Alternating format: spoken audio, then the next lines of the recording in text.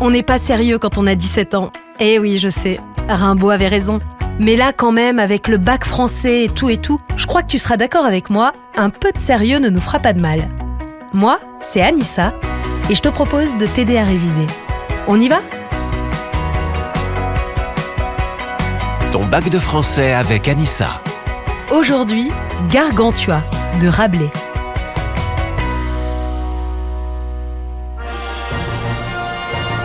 Rabelais, c'est un peu comme George Lucas, le papa de Star Wars. Il publie la suite de son œuvre avant même le début. Je m'explique. Quand son œuvre de référence Gargantua sort en 1535 dans sa première version, c'est environ 3 ans après Pantagruel qui, pour rappel, raconte l'histoire du fils du géant Gargantua.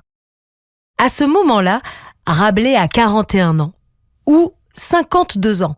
En fait, on ne sait pas trop. Sa date de naissance varie selon les sources. 1494 selon certains, 1483 pour d'autres. Ce qui est sûr en revanche, c'est que Rabelais, François de son prénom, a grandi en Touraine. Son père était avocat à Chinon. D'ailleurs, les aventures de Gargantua se déroulent sur les lieux de son enfance près de Tours, Narcé, Seuilly, Lernay, La Roche-Clermault, que des villages situés autour de la Devinière, une ferme qui existe encore aujourd'hui et où Rabelais est sans doute né. Alors forcément, pour toi et pour le grand public, quand on dit Rabelais, on pense épicurien, bonne bouffe et farce à la gloire de la goinfrerie. Et oui, toi-même, tu es peut-être rabelaisien.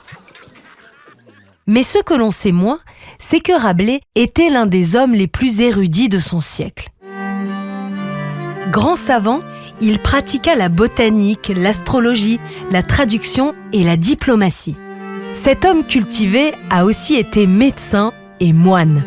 D'abord chez les franciscains, qui s'astreignaient à vivre dans une grande pauvreté, puis chez les bénédictins, davantage tournés vers le monde et le savoir. Rabelais va être condamné par la Sorbonne pour obscénité. Oh là là ! Il va donc écrire une seconde version de Gargantua en 1542, version dans laquelle il remplace par exemple le mot sorbonnagre, qui désigne un professeur de la Sorbonne, par un terme plus générique, sophiste, qui signifie faux savant. Malgré tout, Gargantua sera censuré par le Parlement en mars 1543. Il faut dire qu'au XVIe siècle, Rabelais évolue entre guerre de religion et courant humaniste. Je vais t'expliquer tout ça. Le début du XVIe siècle, c'est la naissance d'un nouveau courant religieux avec l'allemand Martin Luther en 1517. En France, Jean Calvin prend le relais et les deux hommes initient le mouvement de la Réforme qui va aboutir au protestantisme. En matière religieuse, le roi de l'époque, François Ier, est plutôt tolérant. Sauf que dans la nuit du 18 octobre 1534 éclate l'affaire des placards. Partout dans le pays, les protestants placardent des affiches qui attaquent le rite catholique de la messe. Les protestants sont alors perçus comme un danger et François Ier se rapproche de la Sorbonne. C'est dans ce contexte qu'il faut comprendre la condamnation de Gargantua. Tous les écrivains sont soupçonnés d'être trop conciliants avec la nouvelle religion. Rabelais en fait les frais, même s'il n'est pas protestant mais plutôt évangéliste. En clair, il critique les excès de l'Église mais ne souhaite pas une nouvelle religion. Pourtant, cela suffit à le rendre suspect. D'autant que Rabelais appartient à l'humanisme, un courant de pensée européen. Les humanistes veulent sortir du Moyen-Âge considéré comme une ère d'ignorance et de barbarie pour mettre en avant le savoir et les lettres.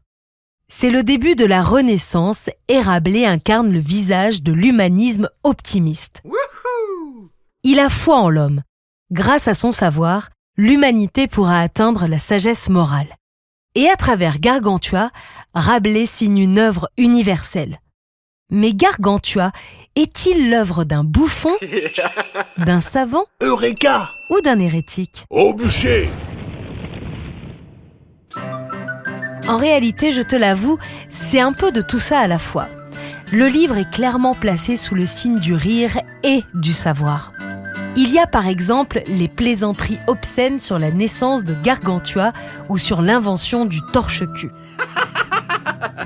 Il y a aussi la fameuse guerre picrocolline qui est une parodie de récits épiques émaillés d'épisodes grotesques. Alors non, ce n'est pas Kaamelott, mais je dois bien avouer que la scène où les ennemis sont noyés par l'urine de la jument de Gargantua est assez comique. Ça, c'est le premier objectif de Rabelais. Faire rire pour amuser et divertir le lecteur. Mais derrière ce rire en apparence gratuit, il faut savoir lire entre les lignes. En réalité, Rabelais a aussi d'autres intentions. D'abord, il cherche à critiquer les faux savants et à nous faire réfléchir sur le thème de la guerre. Par exemple, en montrant l'absurdité de la violence en revisitant le registre épique quand il décrit les actions héroïques. C'est ce que tu pourras constater dans le chapitre 27 où il écrit « Les uns mouraient sans parler, les autres parlaient sans mourir. Les uns mouraient en parlant, les autres parlaient en mourant. » Penser par soi-même devient un principe philosophique pour Rabelais. D'ailleurs, dans le prologue, il s'en remet à Socrate. Socrate, tu sais, le grand philosophe grec qui serait à l'origine du fameux précepte gravé sur le fronton du temple de Delphes « Connais-toi toi-même ».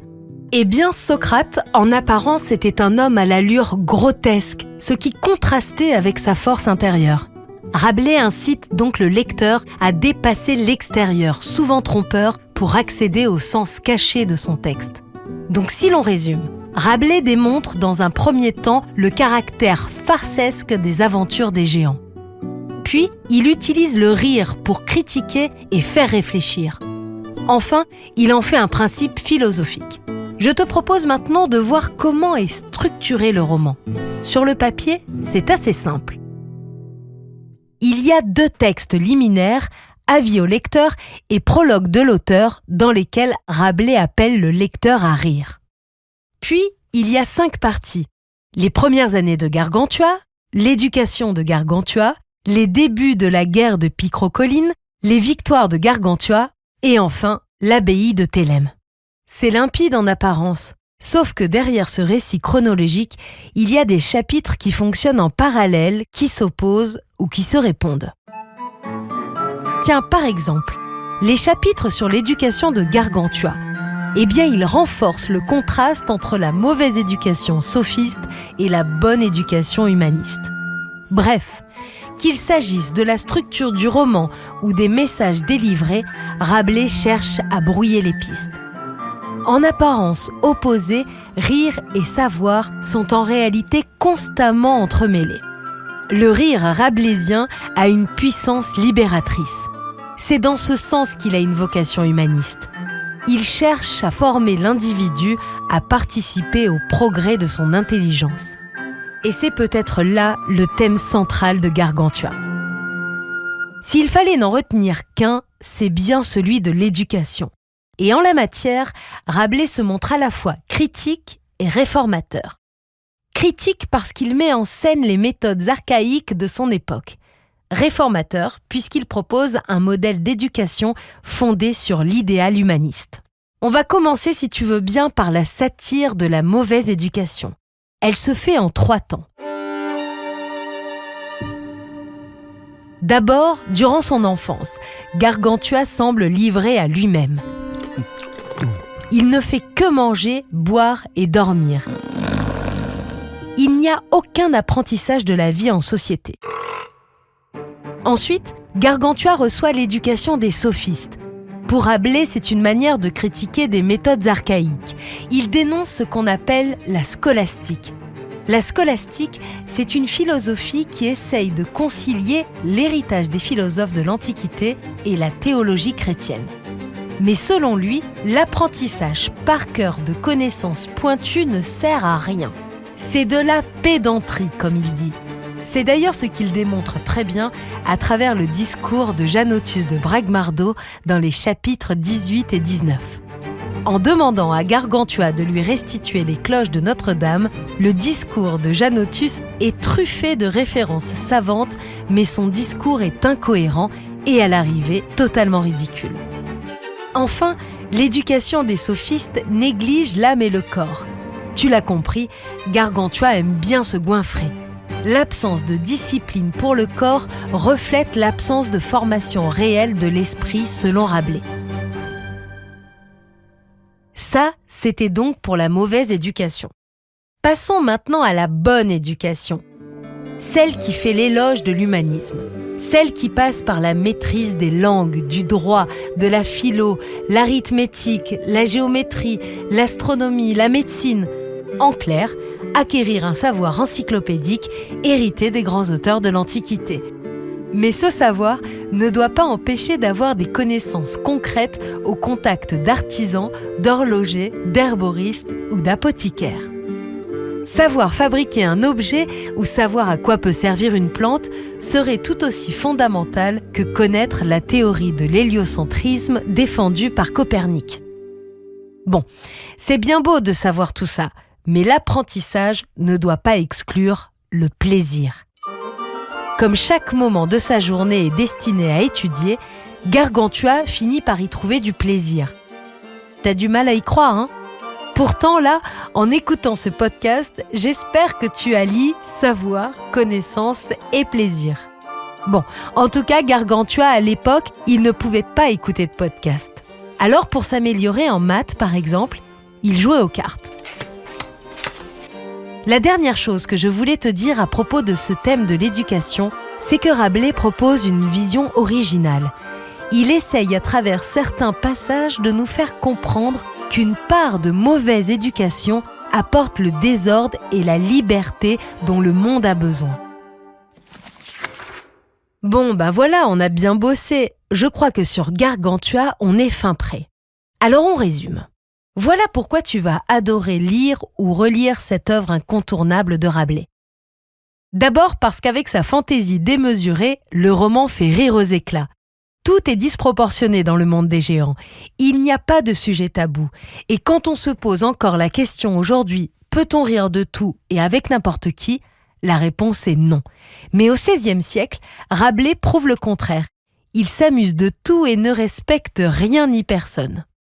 Ensuite, parce que ce roman fait réfléchir sur des sujets toujours d'actualité, que ce soit en matière d'éducation, de guerre, de religion, de fanatisme ou d'intolérance. Enfin, parce que c'est un hymne à la liberté.